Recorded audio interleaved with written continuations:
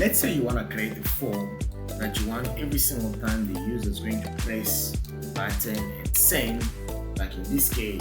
So if the user press, let's say, choose the date, and then when you send the update, you want the pop-up message, something like this to appear. So in this tutorial, you're going to create this form.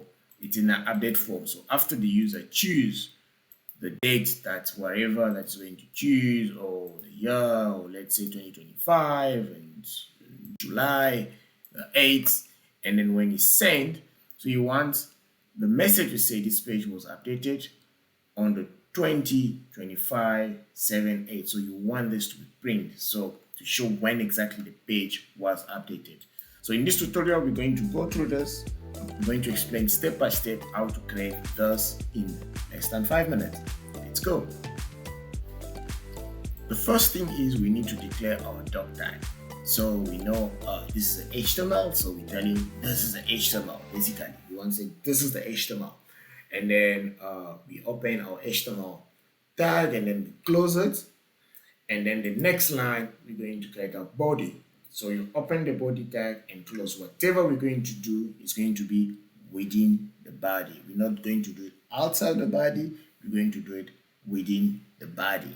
So it's like you're going to put your clothes on your body, not on someone else's body, or not on space, but within your body.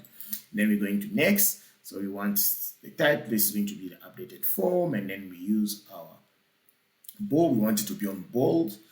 It's going to be under the paragraph. Then we're starting our field set. So we declare the width of field set, which is going to be 270 pixel. And then we close our field set.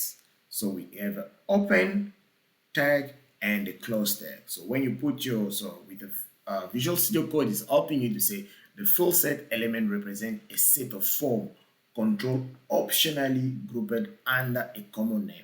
So basically what it's trying to say is whatever we're going to do is going to be like circle within this, no, not circle. So it's going to be under this field set.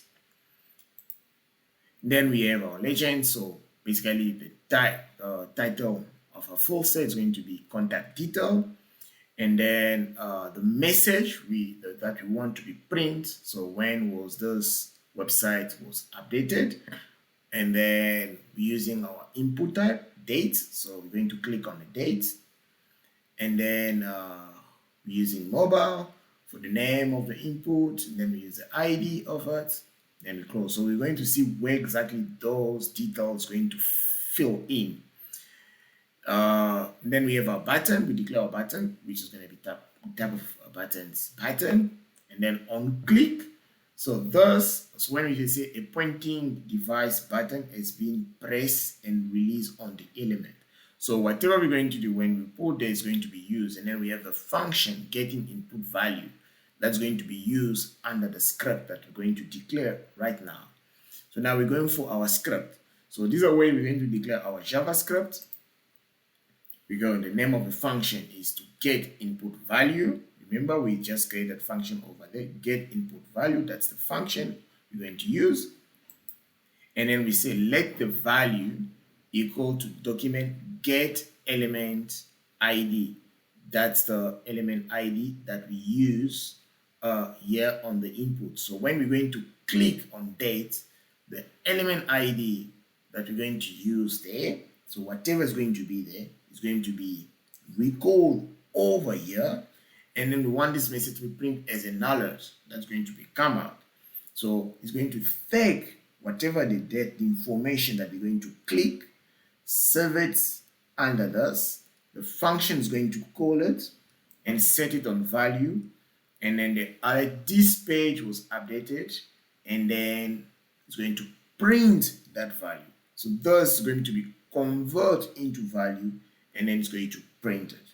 So look at the function again. So in the button, we create a function within the button, and then we take that function that created within the button, we link it to the value. So we say the value is going to be equal to whatever is going to be choose within the date whatever is going to be choose within the date, link into the value within that function, and then it's going to be print as an alert. So when we run this code, so we're going to get the result that we're looking for. Let's save everything and run the code. So we have our full state, we have the legend there, we have the paragraph that's asking us when was this page was updated, and we need to, I think the page was updated yesterday on the 30th of October, and then send the update, and then there we go. The page says this page was last updated, and click on. Thank you very much for following. You can change those things to whatever you want to do. You can move everything around the way you want to have it. Please share, like, and subscribe.